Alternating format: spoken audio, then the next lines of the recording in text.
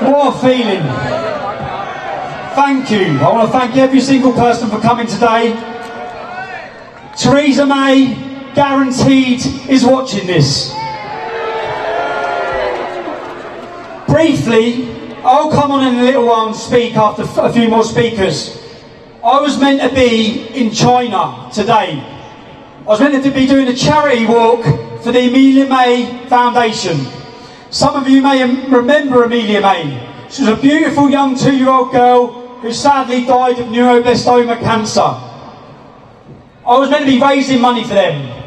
But we was looking at dates, and the only date that we could do this was this weekend.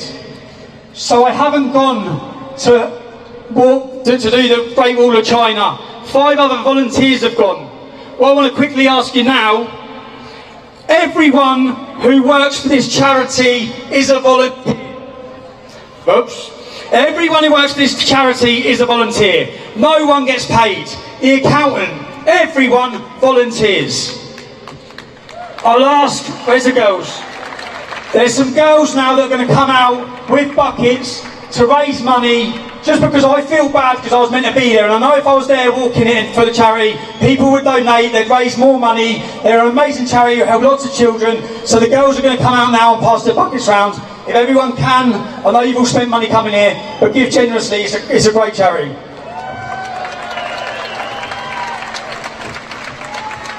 How hot are you?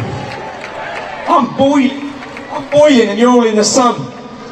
There's also, if you get your phones out and text that code with the amount you want to donate, you can also do that. The girls are coming out now to pass around the charity buckets. Thank you so much. Next, we are stereotyped as thugs, as racist, as far right, as intolerant.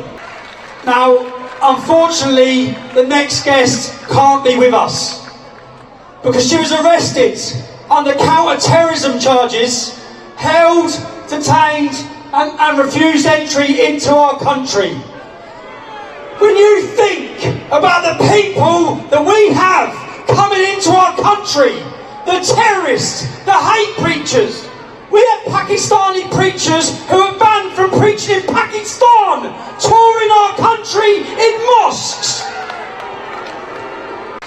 How great is Lauren Southern? How mad is it that she is not allowed into our country? And actually, the recording, when they arrested her, the police rang her dad, and her dad recorded the conversation. And they said she's been arrested under Section 7 of the Terrorism Act.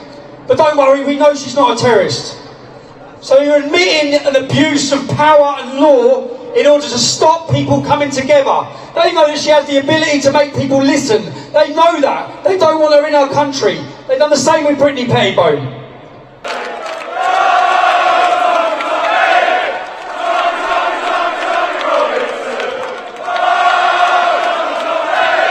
Emotional, man. Stand up here and cry in a minute. Can I just say what an unbelievable feeling it is to know that I have the support? It's an immense feeling, and I know that it's such that everything they've tried, everything they're doing, everything that people sitting in there are tarnishing us, slandering us, trying to silence us. And I know by the reaction I get when I travel the country, that the people are not listening to them, that the people are supporting us. The people of this country have been silenced for 20 to 30 years with the tag of racist. They have managed to silence people so they're too scared to speak up when they see things that are wrong. They're too scared to tell the truth and identify problems with an ideology and a religion in our country because they're worried about being called racist. They now realise that that tag is dead. No one cares anymore when we're being labelled as a racist.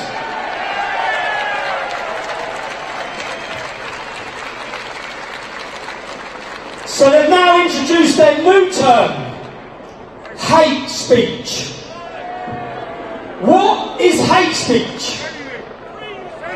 There's a 16-year-old boy somewhere in here. I'm going to interview him next week. He went to Speaker's Corner and he debated Ali Dawah. And he stated facts about Islam. He was visited last week by counter-terrorism officials as part of the Prevent strategy. His mother was in pieces, crying, scared, worried. The justification the police gave for coming and visiting him, they asked him questions. Would you kill for your ideology? He said nothing extreme, nothing wrong, and nothing non-factual. But the police are visiting him. There's another man up in Burnley, up north as well, who this has happened to. The reason the police gave for visiting him is because they didn't like his opinions on Islam. This is currently what our country's facing. When you hear statistics and they say that 30% of all Prevent strategy is now non-Muslims, that's not and again, visits from counter-terrorism.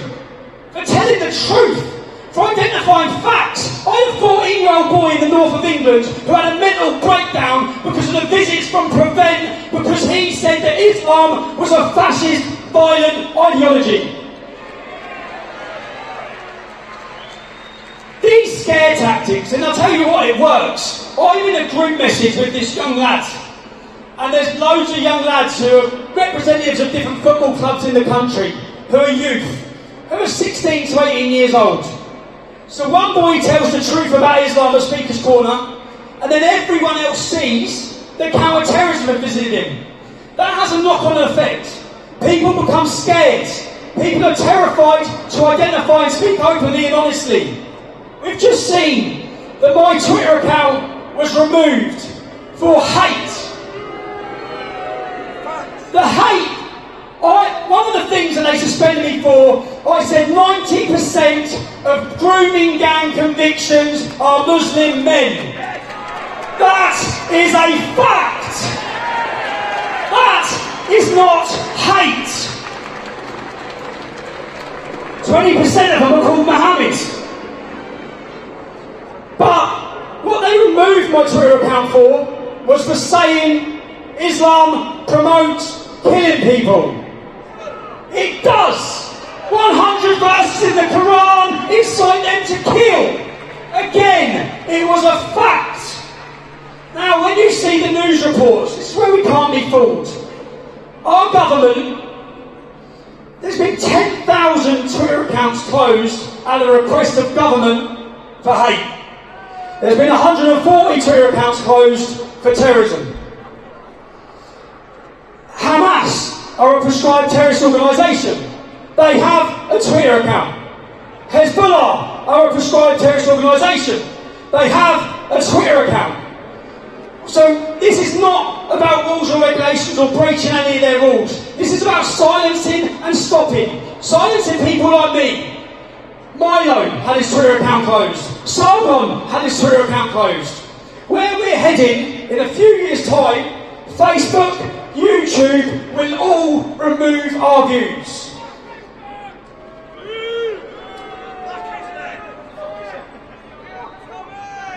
And if we're to do anything about it, and it has to be so, there's a video of Yvette Cooper, a Labour politician. She's sitting down with the CEOs of YouTube talking about why my videos are being promoted. This is government interference with private companies to remove certain people's views, which is fascism.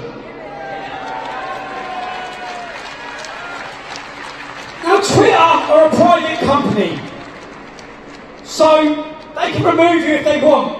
What I want to do is I'm going to take Twitter to court.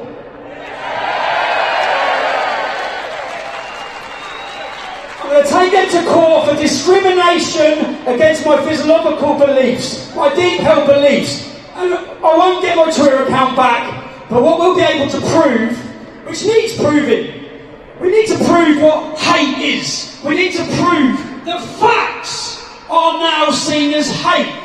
The government are pushing this agenda with private companies.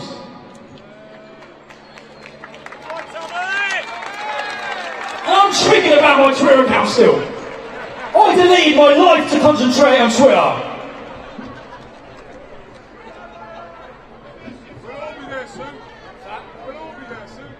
We all will be there. That's what people need to understand. This is the start. Everyone will be removed. All our views will be removed. On the other hand, you have Muslim organisations, you have terrorist groups, you have far left radical groups who aren't being censored. It's certain political opinions are being censored.